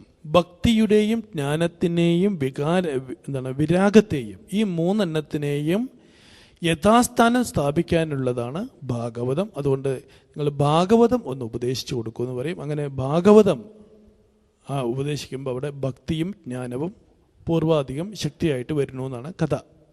നമുക്കിനി നോക്കാം. അതുപോലെ വേറൊരു കഥയുണ്ട്. ആത്മദേവൻ എന്നൊരു ആള്, അദ്ദേഹത്തിന് മക്കളേ ഇല്ല. ഞാൻ ചുരുക്കി പറയുകയാണ്, മക്കളേ ഇല്ല. മക്കളില്ലാത്തത് വലിയ ദുഃഖമാണെന്ന് കരുതി അദ്ദേഹം പല ഉപാസനകളും ചെയ്തു. എന്നിട്ടും ഫലമൊന്നും കണ്ടില്ല. അവസാനം നിരാശ ബാധിച്ച് കാട്ടിലോട്ട് പോയി. അവിടെ ഒരു ഋഷിയെ കണ്ടു. ആ ഋഷി ഇദ്ദേഹത്തെ മുഖം മ്ലാനമായി കണ്ടപ്പോൾ അദ്ദേഹത്തോട് ചോദിച്ചു, എന്താണ് അങ്ങയുടെ ദുഃഖത്തിൻ്റെ കാരണമെന്ന്. അപ്പോൾ അദ്ദേഹം പറഞ്ഞു, എനിക്ക് മക്കളില്ല എന്നുള്ളൊരു ദുഃഖമാണ്. അപ്പോൾ ഋഷി പറഞ്ഞു, അങ്ങേക്ക് മക്കളുണ്ടാവാനുള്ളൊരു സാധ്യത അല്ലെങ്കിൽ ഒരു അനുഭവം കാണുന്നില്ല, പിന്നെ ഉണ്ടായാലും അതുകൊണ്ട് അങ്ങേക്ക് ദോഷമേ ഉണ്ടാവുള്ളൂ എന്ന്. അപ്പം ഇദ്ദേഹം ആത്മദേവൻ വളരെ ശഠിച്ച് നിർബന്ധിച്ച് പറഞ്ഞു, ജീവിതത്തിൽ മനസമാധാനം വേണ്ട ആളുകൾ എൻ്റെ അഭിപ്രായത്തിൽ ആദ്യം ഉപേക്ഷിക്കേണ്ട ഒരു 4 അക്ഷരമുണ്ട്. എന്താ അറിയോ? പിടിവാശി. ആദ്യം ഉപേക്ഷിക്കേണ്ടത് അതാ. അവനവൻ വിചാരിച്ചത് മാത്രമേ നടക്കുന്നുള്ളൂ അല്ലെങ്കിൽ നടത്തുള്ളൂ എന്നുള്ള ഒരു പിടിവാശിയുണ്ട്. എത്രയോ വീടുകളെ നശിപ്പിക്കുന്നത് ഇതാ. നിങ്ങളൊന്ന് ശരിക്കും ആലോചിച്ച് നോക്കുക. ഇനി ഈ പിടിവാശി കൊണ്ട് എന്തെല്ലാം നേടിയിട്ടുണ്ടോ അതെല്ലാം വീണ്ടും നമുക്ക് ദുഃഖമല്ലാതെ സുഖം തന്നിട്ടും ഇല്ല കേട്ടോ. അത് വിഷയം വേറെ. എത്രയോ അനുഭവങ്ങൾ നമുക്ക് കാണാനുണ്ട്, കേൾക്കാനുണ്ട്, പറയാനുണ്ട്. എന്തോ ആവട്ടെ. അപ്പോൾ അദ്ദേഹം പറഞ്ഞു, അങ്ങേക്ക് മക്കളുണ്ടാവാനുള്ള സാധ്യതയില്ലേനോ, അങ്ങനെ എങ്ങാനും ഉണ്ടായാൽ പോലെ അതുകൊണ്ട് ദുഃഖമേ ഉണ്ടാവുള്ളൂ എന്ന് പറഞ്ഞു. പക്ഷെ പിടിവാശി പിടിച്ച ഒരാൾക്ക് എല്ലാം വിപരീതമായി തോന്നും. അതുകൊണ്ട് നമ്മൾ എന്ത് ചെയ്യണം? ബുദ്ധിയുള്ള നമ്മൾ എന്ത് ചെയ്യണം? ഇവിടെ സ്വാമിജി, ബഹുമാൻ സ്വാമിജി, സംപൂജ്യ സ്വാമിജി സംസാരിക്കുന്നതിൻ്റെ അവസാന ഭാഗത്താണ് ഞാനിവിടെ എത്തിയത്. എനിക്കതിൽ ഏറ്റവും ഇഷ്ടപ്പെട്ടൊരു കാര്യം, ഈ സഭാനിലയം ഈ തരത്തിലാകാനുള്ള ശക്തി എന്ന് പറയുന്നത് സ്വാമിജിമാരുടെ ഗുരുക്കന്മാരോടുള്ള ഭക്തിയാണെന്ന് പറയണ്ടേ. അതാണ് ശരിക്കു പറഞ്ഞാൽ എൻ്റെ അഭിപ്രായത്തിൽ നമ്മൾ ജീവിതത്തിൽ പകർത്തേണ്ട ഒരു കാര്യം. എന്ത് ഗുരുനാഥൻ പറയുന്നുവോ അത് നമ്മൾ അനുസരിക്കുക. അവിടെ നമ്മുടെ പിടിവാശി വേണ്ട. ഇന്ന് പോവണ്ട പറഞ്ഞാൽ പോവണ്ട, പോവണമെന്ന് പറഞ്ഞാൽ ഇഷ്ടപ്പെട്ടാലും ഇഷ്ടപ്പെട്ടില്ലെങ്കിലും പോവണം. നമ്മളെങ്ങനെ അറിയോ? നമ്മൾ വില്ലന്മാരാ. ഇപ്പം നമുക്കൊരു സ്ഥലത്തേക്ക് പോകണമെന്ന് ആഗ്രഹമുണ്ടെന്ന് എടുക്കുക. വീട്ടുകാരെല്ലാവരും കൂടെ പറഞ്ഞു പോവണ്ടെന്ന്. ഉടനെ തന്നെ കൃഷ്ണ ഗുരുവായൂരപ്പ ഒരു തുളസിയില എടുക്കും. എന്നിട്ട് പറയും, അകം വന്നാൽ പോവും, പുറം വന്നാൽ പോവില്ല. നമുക്കിഷ്ടം അതാ, പോവണം എന്നാണ്. അപ്പം അകം വന്നാൽ പോവും, പുറം വന്നാൽ പോവില്ല. കൃഷ്ണ ഗുരുവായൂരപ്പ. പുറവ് വന്ന് പോവണ്ടെന്നാണ് വന്ന്. ഉടൻ തന്നെ നമ്മൾ എന്ത് ചെയ്യോ? 1 തൊട്ട 3. എന്തേ? ഏത് പ്രകാരത്തിലും ഞാൻ വിചാരിച്ചത് നടത്തണം. You understand? അതൊരിക്കലും അരുത്. ഗുരുക്കന്മാരൊരു വാക്ക് പറഞ്ഞാൽ നെവർ എവർ ഡീവിയേറ്റ്. അത് മാറണ്ട. പിന്നെ അല്ല സ്വാമി ചൊറിയണ്ട പിന്നെ തല. Just obey it. അതങ്ങ് അംഗീകരിക്കുക. അത് അംഗീകരിക്കാൻ എന്ത് ശക്തിയാണോ വേണ്ടത് അത് പ്രാർത്ഥിക്കുക. നിഷേധിക്കാനുള്ള ശക്തിയല്ല. പലരും പറയാറുണ്ട്, എനിക്ക് സ്വാമിജിക്ക് എന്നോട് വലിയ ഇഷ്ടമാണ്, ഞാൻ എന്ത് പറഞ്ഞാലും സ്വാമി അനുസരിക്കും. അപ്പോൾ പിന്നെ ഇവിടെ ആരാ ഗുരു? You understand? ഇന്ന് പലരും വളരെ അഭിമാനത്തോട് കൂടിയിട്ടാണ് പറയണത്, ഞാനൊരു വാക്ക് പറഞ്ഞ സ്വാമി അതിനെ നിരാകരിക്കാറില്ല. മീൻസ് അത്രയ്ക്ക് മാത്രം സ്ട്രോങ്ലി ഈഗോയിസ്റ്റിക് ആണ് ഈ കക്ഷി. You understand? അവിടെ ഹ്യൂമിലിറ്റി ഇല്ല, ഹംബിൾനെസ് അല്ല ഉള്ളത്, strong ego, the personification of N ego. അതാണ് ഈ കക്ഷി. പക്ഷെ പറയേണ്ടത് എന്താ? അയ്യോ, ഒരിക്കലും അല്ലാട്ടാ. ട്രൂ ഡിവോട്ടി, ശരിയായിട്ടുള്ള ഡിവോട്ടി, ശരിയായിട്ടുള്ള ശിഷ്യൻ, ഗുരു പറഞ്ഞത് അനുസരിക്കും. ഇവിടെ ആത്മദേവന് പറ്റിയ അമളി എവിടെയാ? ഗുരുനാഥൻ പറഞ്ഞു, ഏയ് പറ്റില്ല ഏട്ടെന്ന്. പക്ഷെ പിടിവാശി, നിർബന്ധ ബുദ്ധി. എന്നാൽ പിന്നെ ഗുരുക്കന്മാർക്ക് ചില സ്വഭാവങ്ങളുണ്ട്. എന്തറിയോ? അവർ ഒരു തവണയേ പറയൂ. രണ്ടാമത്തെ തവണ നിങ്ങൾ ചോദിച്ചു കഴിഞ്ഞാൽ എന്ത് പറയുമറിയോ? ശരി, ഇഷ്ടം പോലെ ആയിക്കോളൂ എന്ന്. ഉടൻ തന്നെ നമ്മളെന്ത് പറയുമറിയോ? സ്വാമിജി സമ്മതിച്ചു കിട്ടോ എന്ന്. സമ്മതിച്ചിട്ടില്ല, സ്വാമിജിക്ക് ഉറപ്പുണ്ട് ഈ കക്ഷി നേരാവില്ല എന്ന്. ആ സത്രാജിത്തിനോട് ഭഗവാൻ ശ്രീകൃഷ്ണൻ പറഞ്ഞു, സത്രാജിത്തെ ആ രത്നം ഇങ്ങോട്ട് താട്ടാവുന്നത്. ഒരു തവണ ചോദിച്ചു, കൊടുത്തില്ല. പിന്നെ സത്രാജിത്ത് പഠിച്ചു, പിന്നെ കൊടുത്തു. അപ്പോൾ ഭഗവാൻ പറഞ്ഞു, എനിക്ക് വേണ്ടാട്ടാന്ന്. ചോദിച്ച സമയത്ത് കൊടുക്കാൻ പഠിക്കണം. അതുപോലെ ഇവിടെ ഗുരുനാഥൻ പറഞ്ഞു, എന്താ പറഞ്ഞത്? ഇതുകൊണ്ട് ദുഃഖമുണ്ടാവാനുള്ള സാധ്യതയാണെന്ന്. അത് മനസ്സിലാക്കി അതിനെ ഉൾക്കൊണ്ടുകൊണ്ട് അവനവൻ്റെ ജീവിതം ത്യാഗസമ്പന്നമായിട്ട് അങ്ങോട്ട് ജീവിച്ചാൽ തീർന്ന പ്രശ്നം. പക്ഷേ ആത്മദേവൻ അതിനെ കൂട്ടാക്കിയില്ല, നിർബന്ധം പിടിച്ചു എനിക്ക് വേണം എന്ന്. അപ്പോൾ ഗുരുനാഥൻ ഒരു പഴം എടുത്ത് കൊടുത്തു. ഇത് നീ നിൻ്റെ ഭാര്യയ്ക്ക് കൊണ്ടുപോയി കൊടുക്കുക കേട്ടോ എന്ന് പറഞ്ഞു. ഭാര്യ, അപ്പോൾ ഇദ്ദേഹം വിചാരിച്ചു ഭാര്യയ്ക്ക് വലിയ സന്തോഷം ഉണ്ടാവും, കുട്ടി ഉണ്ടാവും, കൊടുത്തോളൂ പറഞ്ഞു. ഭാര്യയ്ക്ക് വലിയ സന്തോഷം ഉണ്ടാവുമെന്നാണ് വിചാരിച്ച്. ഇദ്ദേഹം അതും വഴി എന്താ പറയുക, കിട്ടിപ്പോയി എന്നുള്ള ഒരു ഭാവത്തിൽ ഓടി വന്ന് ഇദ്ദേഹത്തിന് പടിക്കൽ കണ്ടപ്പോൾ തന്നെ ഭാര്യയുടെ സർവ്വ ആത്മാവും പോയി. ഈ കക്ഷി പോയതല്ലേ, തിരിച്ചു വരില്ല എന്ന് വിചാരിച്ചതാ. അതാ വീണ്ടും പൂർവാധികം ശക്തിയോടി സന്തോഷത്തോടു കൂടി തിരിച്ചു വരുന്നു. അതുകൊണ്ട് കണ്ടപ്പോൾ തന്നെ ഇവരുടെ എല്ലാം പോയി. ദുന്ദുലി എന്നായി ഈ സ്ത്രീയുടെ പേര്. അത് കഴിഞ്ഞ് എന്താ മനുഷ്യ എത്ര ചിരിക്കാനുള്ളത്? എന്താ കാര്യം? എന്താ കാര്യങ്ങളൊക്കെ പറഞ്ഞു കൊടുത്തു. അവർക്ക് വലിയ സന്തോഷമല്ല ഉണ്ടായത്. അവരാലോചിച്ചു, ഇനിയൊരു ഈ സാധനം കഴിച്ചെങ്ങാനും താൻ ഗർഭിണിയായാൽ, തനിക്ക് പ്രസവിക്കേണ്ടി വന്നാൽ വല്ലാത്തൊരവസ്ഥയാ അല്ലേ? നിങ്ങളെപ്പോലുള്ളവർക്കാണ് കൂടുതലായിട്ട് അറിയുക. ഒന്ന് കുനിയാൻ പറ്റുമോ? വയറ് നിറയെ ഭക്ഷണം കഴിക്കാൻ പറ്റുമോ? ഇല്ല, ഒന്നിനും രുചിയില്ല. ആകെ ടെൻഷൻ. അതുമാത്രവുമല്ല, സൗന്ദര്യം പോകുകയും ചെയ്യും. അപ്പോൾ ആ സ്ത്രീ വിചാരിച്ചു, വന്ധിയായിട്ടുള്ള പെണ്ണാണ് ഏറ്റവും നല്ലവള്. കാരണം പ്രസവിക്കേണ്ട ആവശ്യമില്ലല്ലോ, വേദന എന്തുമാത്രം സഹിക്കണം. അങ്ങനെ ആ സ്ത്രീ ഇങ്ങനെ ചിന്തിച്ചിട്ടിരിക്കുമ്പോഴാണ് അവരുടെ അനിയത്തി വന്നു. എന്താ ചേച്ചി ഒരു വിഷമം? കാര്യങ്ങളൊക്കെ പറഞ്ഞു. അത്രേ ഉള്ളോ, ഞാൻ പരിഹരിക്കാം. അവർ നേരെ അവരുടെ ഭർത്താവിൻ്റെ അടുത്ത് പോയി പറഞ്ഞു, ചേച്ചിക്ക് ഇങ്ങനെ ഒരു പ്രോബ്ലമൊക്കെ ഉണ്ട്, നമുക്കത് പരിഹരിക്കണം. എന്താ മാർഗം? ഞാനിപ്പോൾ ഗർഭിണിയാണ്, നമുക്കുണ്ടാവുന്ന കുട്ടിയെ അവർക്ക് കൊടുക്കാം, ചേച്ചിക്ക് കൊടുക്കാം, ചേച്ചി ഇഷ്ടം പോലെ പൈസയും തരും. അങ്ങനെ കുട്ടിയെ അങ്ങോട്ട് കൊടുക്കുകയുണ്ടായത്. അത് കഴിഞ്ഞ് ഈ ദുന്ദുലി, അപ്പോൾ ഈ പഴം കഴിച്ചിട്ടില്ല കേട്ടോ. അപ്പോൾ ഈ പഴം ഇനി എന്ത് ചെയ്യുന്ന ഇങ്ങനെ ചിന്തിച്ചപ്പോഴാണ് പശുത്തൊഴുത്തിൽ പശുവുണ്ട്, ആ പശുവിന് കൊടുത്തു. ഈ ദുന്ദുലി പിന്നെ തുണിയൊക്കെ വെച്ച് വയറുണ്ടാക്കാൻ തുടങ്ങി.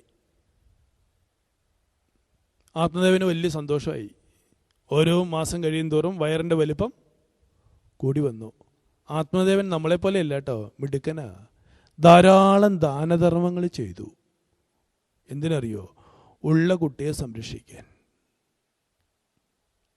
ഞാൻ എടുത്തു പറയുകയാണ്, നമ്മുടെ വീട്ടിലൊരു പുതിയ ജന്മം വരുന്നുവെങ്കിൽ ദാനധർമ്മങ്ങൾ ചെയ്യുക. നമ്മൾ 10 പൈസ ദാനമായിട്ട് കൊടുക്കില്ല. കൊടുക്കാറുണ്ടോ? വീട്ടിലൊരു കുഞ്ഞുവാവ ജനിക്കണമെന്ന് പറഞ്ഞിട്ട് സത്യം പറ, 10 പൈസ കൊടുക്കാറില്ല, ആർക്കും കൊടുക്കില്ല. കൂട്ടരെ, നമ്മൾ ചെയ്യുന്ന പ്രവൃത്തിയാണ് അവരുടെ ഫലം. ഫലവും അതെ, ബലവും അതെ, രണ്ടും. അപ്പോൾ ആ ദാനധർമ്മങ്ങൾ ചെയ്യുമ്പോഴാണ് ശരിക്കു പറഞ്ഞാൽ ആ കുട്ടിക്ക് സൂക്ഷ്മമായ തരത്തിൽ ഈശ്വരാനുഗ്രഹം ഉണ്ടാവുക. നമ്മൾ മാക്സിമം പ്രസവിച്ച ദിവസം മാത്രം 2 ടോഫി കൊടുക്കും.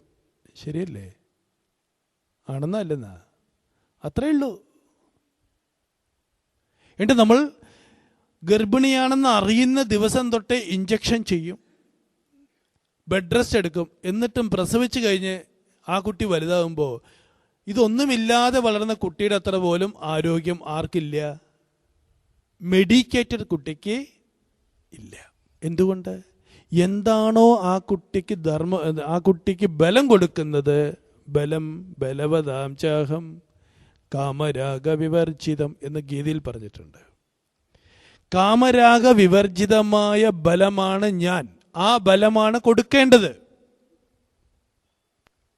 അതിനു പകരം നമ്മൾ പലതും ചെയ്യും. പക്ഷെ ആത്മദേവൻ അതെല്ലാം ചെയ്തു. എൻ്റെ ആത്മദേവന് ആ കുട്ടിക്ക് അത് കിട്ടിയെന്ന് ചോദിച്ചാൽ തീർച്ചയായിട്ടും ആത്മദേവൻ്റെ ഒരു കുട്ടിക്ക് അത് കിട്ടി. പക്ഷെ ദുന്തുകാരിക്കല്ല, അപ്പുറേ വളരുന്ന ഗോകർണന് അതെല്ലാം കിട്ടുകയും ചെയ്തു. ഓക്കെ, അത് കഴിഞ്ഞ് 10 മാസമായി. അങ്ങനെ പൂർണ്ണ ഗർഭിണിയായി. ഇവർ ശരിക്കും അല്ലാട്ടോ, തുണി വെച്ച് അഡ്ജസ്റ്റ് ചെയ്തിട്ടുണ്ടാക്കിയതാ. ആ ഗർഭിണിയായിട്ടുള്ള ഇവരെ വയറ്റാട്ടി വന്നു, പ്രസവിച്ചു എന്ന് പറഞ്ഞു. ഇത് പറഞ്ഞപ്പോൾ എനിക്കൊരു കാര്യം ഓർമ്മ വന്ന്. ഞാനൊരു ഭാഗത്തൊരു പ്രഭാഷണത്തിന് പോയപ്പോൾ 2 മിടുക്കന്മാർ ഒരേപോലെ ഇരിക്കുന്നു. അപ്പോൾ ഞാൻ അവരോട് വളരെ സ്നേഹത്തോടു കൂടി ചോദിച്ചു, മക്കളെ നിങ്ങളെ ഇരട്ട പറ്റതാണോ എന്ന്. അതിലൊരു മിടുക്കൻ വിവേകാനന്ദ സ്വാമിയുടെ സ്റ്റൈലിൽ കൈ ഇങ്ങനെ കെട്ടിയിട്ട് പറഞ്ഞു, അല്ല സ്വാമി, പെറ്റതൊരാളാ, പെറ്റപ്പള ഇരട്ടിയായേന്ന്. ഞാൻ പറഞ്ഞു, നമിച്ചു, പെറ്റപ്പള ഇരട്ടിയായെന്ന്. വില്ലന്മാരാ. എന്തോ ആവട്ടെ. അപ്പോൾ ഇവിടെ ഈ പ്രസവം നടന്നു. ആ സ്ത്രീ ആര്? ദുന്ദുലി പ്രസവിച്ചിട്ടില്ല. പ്രസവിച്ചു എന്ന് പറഞ്ഞു. എങ്ങനെ പ്രസവിച്ചു എന്ന് പറഞ്ഞേ? അനിയത്തി പ്രസവിച്ചു. അപ്പോൾ ഇവിടെയും പ്രസവിച്ചു എന്ന് പറഞ്ഞു. കുട്ടി എവിടെ? അനിയത്തിയുടെ കുട്ടിനെ ഇങ്ങോട്ട് കൊണ്ടുവന്നു. അങ്ങനെ ഈ കുട്ടി വളർന്നു. ദുന്ദുകാരി എന്നുള്ള പേരിലാണ് വളർന്നത്. ആ കുട്ടി വളർന്ന് വലുതായി. പക്ഷേ സ്വഭാവം വളരെ മോശമായിട്ടാണ് ഉണ്ടായത്. അതേസമയത്ത് അപ്പുറത്തൊരു കുട്ടി, ഞാൻ നേരത്തെ പറഞ്ഞു, ദാനധർമ്മങ്ങൾ ചെയ്തു, വേദങ്ങളെല്ലാം ചൊല്ലിപ്പിച്ചു.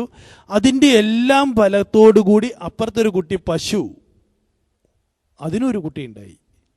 ആ കുട്ടി ഈശ്വരാനുഗ്രഹം കൊണ്ടുണ്ടായ കുട്ടിയായതുകൊണ്ടും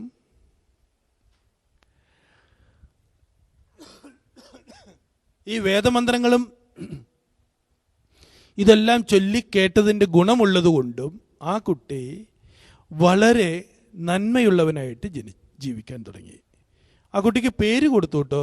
മനുഷ്യൻ്റെ മനുഷ്യൻ്റെ മുഖവും പശുവിൻ്റെ ചെവിയും ഉള്ളത് കൊണ്ട് ആ കുട്ടിക്ക് ഗോകർണൻ എന്ന പേരാണ് കൊടുത്തത്. ഗോകർണനാണെങ്കിൽ മിടുക്കനായിട്ട് വളർന്നു. ഇവിടെയാണെങ്കിൽ ഒടുക്കത്തെ തെമ്മാടിത്തരത്തോടുകൂടി വളർന്നു. മലയാളത്തിൽ നമ്മൾ പറയാറുണ്ട്, വിത്തുഗുണം 10 ഗുണം. അതാണ് സത്യത്തിൽ ഇവിടെ ഉണ്ടായത്.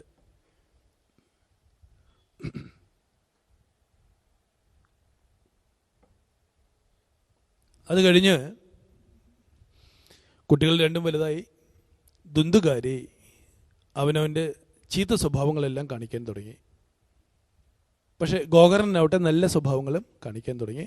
അവസാനം ദുന്ദുകാരിയുടെ പീഡ, എന്തെല്ലാം ചെയ്യാൻ പാടില്ലയോ അതൊക്കെ ദുന്ദുകാരി ചെയ്തു തുടങ്ങി. മദ്യപാനം, അങ്ങനെയെല്ലാം. ദുന്ദുകാരിയുടെ പീഡ സഹിക്കവയ്യാതെ ആത്മദേവൻ കാട്ടിലോട്ട് പോയി. അപ്പോൾ ആത്മദേവൻ ആ ഋഷി പറഞ്ഞത് ഓർത്തു. എന്താ പറഞ്ഞത്? നിങ്ങൾക്ക് മക്കൾ ഉണ്ടാവില്ല. അപ്പം ഉണ്ടായോ? ശരിക്കേ അയാളുടെ ഭാര്യ പ്രസവിച്ചോ? ഇല്ല. പക്ഷെ ഇനി നിങ്ങൾ നിർബന്ധിച്ചുണ്ടാക്കിയിട്ടുണ്ടെങ്കിൽ തന്നെ അത് നിങ്ങൾക്ക് എന്താ തരിക? ദുഃഖത്തെ നൽകും. അപ്പോഴാണ് അത് ഓർത്തത്. ആ സമയത്ത് നമ്മളുടെ ഗോകർണൻ ഉപദേശമൊക്കെ കൊടുക്കുന്നുണ്ട് കേട്ടോ ആത്മദേവന്. ഗംഭീരമായിട്ടുള്ളതാ. 5-ാമത്തെ മഹാത്മ്യത്തിൽ 5-ാമത്തെ അധ്യായത്തിലെ അവസാന ശ്ലോകങ്ങൾ ഗംഭീരമായിട്ട് പഠിക്കേണ്ട ഒരു 3 ശ്ലോകം ഗംഭീരമായി പഠിക്കാനുള്ളതാണ്. അത് കഴിഞ്ഞ് ഗോകർണനും അമ്മയും മനോവേദ കൊണ്ട്, ദുന്ദുലിയും മനോവേദ കൊണ്ട് മരിക്കും. അവസാനം ഗോകർണൻ മാത്രമാവും, ഗോകർണനല്ല, ദുന്ദുകാരി മാത്രമാവും. ഗോകർണൻ വീട്ടിൽ നിന്ന് ഇറങ്ങിപ്പോവും. ദുന്തുകാരി പിന്നീട് പല ആൾക്കാരെയും വിളിക്കും, വേശ്യാസ്ത്രീകളെ എല്ലാവരെയും വിളിച്ച് എല്ലാവിധ തോന്നിയാസങ്ങളും ചെയ്യും. അവസാനം വേശ്യാസ്ത്രീകളെല്ലാം കൂടി അയാളെ തല്ലിക്കൊന്ന് കിണറ്റിലിടും, കത്തിച്ച് കളയും. അയാളുടെ ആത്മാവിന് മോക്ഷം കിട്ടില്ല. അപ്പോഴാണ് ഗോകർണൻ തൻ്റെ ചേട്ടൻ്റെ അവസ്ഥ അറിഞ്ഞ് ഗോകർണൻ കാശിയിൽ നിന്ന് തിരിച്ചു വന്ന് ഏട്ടന് വേണ്ട ഉദകക്രിയയൊക്കെ ചെയ്യും. എന്നിട്ടും ആത്മാവിന് ശാന്തി കിട്ടില്ല. വീണ്ടും രാത്രി വന്ന് ടക് ടക് ടക് നടിക്കും. അപ്പോൾ പറയും ഇനി എന്താ പരിഹാരം എന്ന് എല്ലാവരും കൂടെ ആലോചിക്കും. അപ്പോഴാണ് സൂര്യഭഗവാൻ പറയും ഭാഗവതം നടത്തൂ, എല്ലാറ്റിനും പരിഹാരം ലഭിക്കുമെന്ന്. അങ്ങനെ 2 കഥകളാണ് അതിനകത്ത് ഉദാഹരിക്കുന്നത്. ഇനി 1-2 കാര്യങ്ങൾ കൂടി പറഞ്ഞ് ഞാൻ സമർപ്പിക്കുകയാണ്. ഒന്ന്, ഇത് ഭാഗവതം എന്നുള്ള ഏത് ശാസ്ത്രഗ്രന്ഥവും നമുക്ക് അനുഭവിക്കാനുള്ളതാണ്. അതാദ്യം നമ്മൾ മനസ്സിലാക്കാനുണ്ട്. ഇതൊക്കെ എന്തിനുള്ളതാ? എവിടെ അനുഭവിക്കാൻ? ഇന്ന് നമ്മൾ പലരും പല കാര്യങ്ങളും പഠിക്കുന്നത് എന്തിനറിയോ? പഠിപ്പിക്കാനാണ്. പലരും പറയാറുണ്ട് ഇതൊക്കെ പറഞ്ഞാലല്ലേ, ഇതൊക്കെ മനസ്സിലാക്കിയാലല്ലേ കുട്ടി വരുന്ന തലമുറയ്ക്ക് 4 വാക്ക് ചൊല്ലിക്കൊടുക്കാനാവുമോ എന്ന്. ഞാൻ പലപ്പോഴും അത്ഭുതപ്പെടുന്നൊരു കാര്യം, നിങ്ങൾ മറ്റുള്ളവരുടെ കുട്ടികൾക്കൊക്കെ ഉപദേശങ്ങളായിട്ട് കൊടുക്കും, പല കാര്യങ്ങളും ഉപദേശങ്ങളായിട്ട് നമ്മൾ കൊടുക്കാറുണ്ട്. പക്ഷെ നമ്മുടെ കുട്ടികൾക്ക് നമ്മൾ കൊടുക്കുന്നത് പുസ്തകത്തിൽ നിന്നുള്ള ഉപദേശങ്ങളാണോ കൊടുക്കുക, ജീവിതത്തിൽ നിന്നുള്ള അനുഭവത്തിൽ നിന്നുള്ള ഉപദേശങ്ങൾ ഏതാ? എനിക്ക് മനസ്സിലായില്ല. ഞാൻ ചോദ്യം ഒന്നുകൂടി പറയാം. മറ്റുള്ളവരെ ഉപദേശിക്കുമ്പോൾ നമ്മൾ ഗീതയിൽ അങ്ങനെ പറഞ്ഞു, ഭാഗവത്തിൽ എങ്ങനെ പറഞ്ഞു എന്നൊക്കെ പറയും. നമ്മുടെ കുട്ടികളെ നമ്മൾ ഉപദേശിക്കുമ്പോൾ നമ്മുടെ ജീവിതാനുഭവത്തിൽ നിന്നാണോ കൊടുക്കുക, അതോ പുസ്തകത്തിൽ നിന്നുള്ളതാണോ കൊടുക്കുക? ജീവിതാനുഭവം അല്ലേ? ഉറപ്പല്ലേ? അപ്പം എന്ത് വേണം? ഇതൊക്കെ നമുക്ക് അനുഭവവേദ്യമാവണം.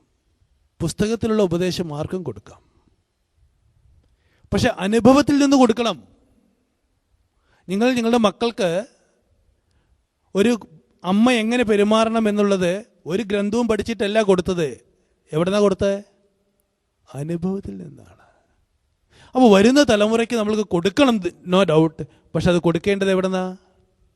അനുഭവത്തിൽ നിന്നാണ്. അങ്ങനെ അനുഭവത്തിൽ നിന്ന് കൊടുക്കണമെങ്കിൽ ഇത് നമ്മുടെ ജീവിതമാക്കണമെന്ന നിർബന്ധം നമുക്കുണ്ടാവണം. ആ ഒരു നിർബന്ധത്തോടു കൂടി നമ്മൾ ഭാഗവതത്തെ സമീപിക്കുക. അതിൽ പറയുന്ന ഓരോ കാര്യങ്ങളും എൻ്റെ ജീവിതത്തിൽ ഞാൻ കാണിക്കണം എന്ന നിർബന്ധത്തോടു കൂടി നമ്മൾ സമീപിക്കുമ്പോൾ അപ്പോൾ നമുക്കൊരു ഡൗട്ട് വരും. എന്താ ഡൗട്ട് അറിയോ? അപ്പോൾ നമ്മുടെ മക്കളെക്കുറിച്ചോ മറ്റുള്ളവരെക്കുറിച്ചോ നമ്മൾ വെറീഡ് ആവണ്ടേ, അവരെക്കുറിച്ച് ചിന്തിക്കണ്ടേ എന്നുള്ള ഒരു ഡൗട്ട് വരും. എൻ്റെ അതിനുള്ള സമാധാനം, നമ്മൾ ഓരോരുത്തരും ഇവിടെ വന്നിട്ടുള്ളത് എന്തിനാ? ഇവിടെയല്ല ഞാൻ പറഞ്ഞത്, ഈ ലോകത്ത് വന്നിട്ടുള്ളത് എന്തിനാ? അവനവൻ്റെ പ്രാരബ്ധം തീർക്കാൻ. എന്തിനാ? അവനവൻ്റെ പ്രാരബ്ധം തീർക്കാനാണ്, അല്ലേ? കെട്ടുകളായത് കർമ്മം പുരുഷന് കെട്ടുകളറ്റേ മുക്തി വരൂ ദൃഢം. കെട്ടുകളോ ഫലഭുക്തിയാ തീരും. കെട്ടുകൾ എങ്ങനെ തീരുക? അനുഭവിച്ചേ തീരൂ. അപ്പൊ ആ കെട്ടുകൾ നമ്മൾ പ്രാരബ്ധങ്ങൾ അനുഭവിക്കാനാണ് വന്നതെങ്കിൽ നമ്മൾ ആവശ്യപ്പെട്ടാലും ആവശ്യപ്പെട്ടില്ലെങ്കിലും ആ പ്രാരബ്ധം വരുമോ? വരുന്നില്ലെന്നാ. പിന്നെ എന്തിനാ അതിനെക്കുറിച്ച് തലപുണ്ടാക്കണേ? എനിക്കതാ മനസ്സിലാവാത്തത്. വരാനുള്ളത് എന്തായാലും വഴി തങ്ങില്ല. അപ്പൊ ഏത് പ്രകാരവും ആ പ്രാരബ്ധം വരുമെങ്കിൽ പിന്നെ ഇന്നത്തെക്കുറിച്ചോ നാളത്തെക്കുറിച്ചോ ഞാൻ എന്തിനാണ് ഇത്രയേറെ തലപുണ്ടാക്കണം? നമുക്കാണെങ്കിൽ അതില്ലാതെ പറ്റൂല്ല. മലയാളത്തിലൊരു ചൊല്ലുണ്ട് കേട്ടോ, ക്ഷമിക്കണം കേട്ടാ. നായ നടന്നിട്ട് കാര്യമില്ല, നായക്കിരിക്കാൻ ഒന്ന് ഉറക്കം പറയാപ്പ. അതുപോലെ നമ്മൾ ചിന്തിച്ചിട്ട് കാര്യമില്ല, നമ്മളെ കൊണ്ട് ചിന്തിക്കാതിരിക്കാൻ പറ്റണമില്ല. നമ്മളൊരു ഡയലോഗ് അടിക്കും, എന്തിനാ അമ്മ ഇങ്ങനെ തലപുണ്ടാക്കണേ? ഉടൻ തന്നെ നമ്മുടെ ഒരു ഡയലോഗ് ഉണ്ട്, എന്താ അറിയോ? നീ ഇപ്പം അത് പറയൂടാ, 10 മാസം പിന്നെ ഇങ്ങോട്ട് തള്ളുക.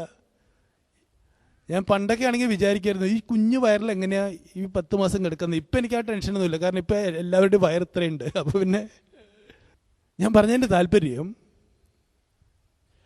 അവനവന് വരാനുള്ളത് എന്തായാലും വരുമെന്നിരിക്കെ അതിനെക്കുറിച്ചുള്ള ആശങ്കകൾ വിട്ട് മുകുന്ദമാലയിൽ കുലശേഖര ആൾവാർ പറയുന്നത് പോലെ ഈ നിമിഷം കൃഷ്ണ എന്ന് വിളിക്കാൻ കഴിയണമേ എന്ന് നമുക്ക് പ്രാർത്ഥിക്കുക. ആ ഒരു പ്രാർത്ഥന വരുമ്പോൾ ജീവിതത്തിലെ സമസ്ത പ്രശ്നങ്ങൾക്കും പരിഹാരമാവും. അതിനൊരു മന്ത്രമുണ്ട്, ഞാൻ ചൊല്ലിത്തരട്ടെ, നിങ്ങൾ ഏറ്റു ചൊല്ലൂ. ഏതാ വകുപ്പ്? ചൊല്ലില്ലാന്നോ ഇല്ല ചൊല്ലാന്നോ? വളരെ ലളിതമായിട്ടുള്ള മന്ത്രം കേട്ടോ. ഒരു സെക്കൻഡ്, ഒരു 2 മിനിറ്റ് പോലും വേണ്ട. പക്ഷെ ഒരു കാര്യമുണ്ട്, പിന്നെ അത് പ്രായോഗികമാക്കണം. Okay, promise? Thank you. ഞാൻ പറയുമ്പോൾ നിങ്ങൾ ചുമ്മാതാണെന്ന് വിചാരിക്കാൻ പാടില്ല കേട്ടോ. ഞാൻ പറഞ്ഞത് ഏറ്റു പറയണേ. 20 എന്തെല്ലാവരും ഏറ്റു പറയാത്ത 20/12/2019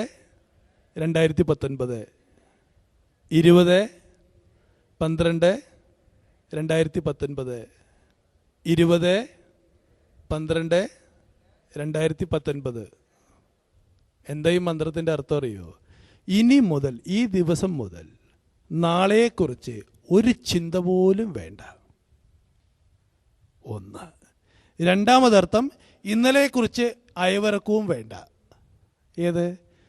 ഞങ്ങളുടെയൊക്കെ കാലത്തെ അതൊക്കെ ഒരു കാലം. അതും വേണ്ട. നാളെക്കുറിച്ചുള്ള, പിന്നെയോ ഈ നിമിഷം ആനന്ദചിത്തരായിട്ട് ആ ഹരിയുടെ കീർത്തനങ്ങൾ ചൊല്ലുക. ഏതുപോലെ? ശ്രീവല്ലഭേതി വരദേതി ദയാപരേതി ഭക്തപ്രിയേതി ഭവലുണ്ടന കോവിതേതി നാദേതി നാഗശയനേതി ജഗന്നിവാസേതി ആലാപിനം പ്രതിപദം കുരുമേ മുകുന്ദ എന്ന് ചൊല്ലുക. ശ്രീവല്ലഭ എന്നും അവനവൻ ഇഷ്ടപ്പെട്ട നാമങ്ങൾ ഏതാണോ ആ നാമങ്ങൾ ചൊല്ലിക്കൊണ്ട് ജീവിതം കഴിക്കുക. ഏത് ബാധിക്കില്ല? ടെൻഷൻ ബാധിക്കില്ല. ദുരിതങ്ങൾ വരാനുള്ളത് വന്നേ തീരൂ, വന്നേ പോവൂ. നിങ്ങൾ ആവശ്യപ്പെട്ടാലും വരും, ആവശ്യപ്പെട്ടില്ലെങ്കിലും വരും. അപ്പം അതിനെക്കുറിച്ചുള്ള ആകുലതകളെല്ലാം മാറ്റിവെച്ച് ഈ നിമിഷം ഇവിടെ, ഇത് ഈശ്വരൻ്റെ, സ്വാമിജി നേരത്തെ സൂചിപ്പിച്ചതുപോലെ, ഇവിടുത്തെ എല്ലാവരുടെയും കൃപ കൊണ്ടാണ് നമുക്ക് ഇത്രയും വലിയൊരു സത്രവേദി നമുക്കിവിടെ ഉണ്ടായത്. കഴിഞ്ഞ 17 വർഷം അത് ഗംഭീരമായി നടന്നു. ഇതിൻ്റെ സ്ട്രക്ചറെല്ലാം കാണുമ്പോൾ തന്നെ നമുക്കറിയാം ഇനിയും വരും വർഷങ്ങളിൽ അത് കൂടുതൽ ഭംഗിയായിട്ട് നടക്കാനുള്ളതാണ്. അപ്പം അതുകൊണ്ട് ആ ഒരു റീചാർജിങ്, ഒരു വർഷത്തേക്കുള്ള ഒരു ചാർജിങ് ഈ 7-8 ദിവസം കൊണ്ട്, 8-10 ദിവസം കൊണ്ട് നമുക്ക് ഇവിടെ നിന്ന് കിട്ടും. അപ്പോൾ അത് എല്ലാവർക്കും അതിൻ്റെ ഒരു ഗുണം ഉണ്ടാവട്ടെ. കഴിഞ്ഞ 2-3 ദിവസമായിട്ട് ശാരീരികമായിട്ട് ചില പ്രശ്നങ്ങളുള്ളത് കൊണ്ടാണ് സൗണ്ടൊന്നും അത്രയ്ക്ക് വന്നിട്ടില്ല. എന്തെല്ലാമോ പറഞ്ഞു. എന്താണെങ്കിലും എല്ലാം ഭഗവാൻ പൊറുക്കുമാറാവട്ടെ. ഞാൻ നേരത്തെ പറഞ്ഞതുപോലെ ഇതും ഒരു പ്രാരബ്ധമായിട്ട് എടുക്കുക. കാണുന്നതും കേൾക്കുന്നതും എല്ലാം പ്രാരബ്ധമായിട്ട് എടുക്കുക. അത് അനുഭവിച്ച് തീരാനുള്ളതാണ്. അത് അനുഭവിച്ച് തീരട്ടെ. നാളെയാണ് എൻ്റെ ടോക്കിൻ്റെ സമയം പറഞ്ഞിട്ടുള്ളത്. പക്ഷേ നേരത്തെ പറഞ്ഞതുപോലെ മുൻനിശ്ചയിച്ചത് നമുക്കെല്ലാം നടത്താനാവില്ലല്ലോ. അപ്പോൾ ചില മുൻനിശ്ചയങ്ങൾ നമ്മളുടേതല്ല, ഈശ്വരൻ്റെ മുൻനിശ്ചയങ്ങൾ കൊണ്ട് അത് മാറി ഇങ്ങോട്ട് ആവേണ്ടി വന്നതാണ്. വളരെ സന്തോഷം ഇതുപോലുള്ളൊരു വേദിയിൽ ഇരുന്ന് സംസാരിക്കാൻ പറ്റിയതിൽ. എല്ലാവർക്കും ഈശ്വരന്മാരുടെയും ഗുരുക്കന്മാരുടെയും അനുഗ്രഹം ഉണ്ടാവട്ടെ എന്ന് പ്രാർത്ഥിക്കുന്നു. ഓം ശാന്തി ശാന്തി ശാന്തി. ഓം പൂർണ്ണമദ പൂർണ്ണമിദം പൂർണ്ണാത് പൂർണ്ണമുദച്യത്തെ പൂർണ്ണസ്യ പൂർണ്ണമാദായ പൂർണ്ണമേവാവശിഷ്യത്തെ. ഓം ശാന്തി ശാന്തി ശാന്തി. ഹരി ഓം.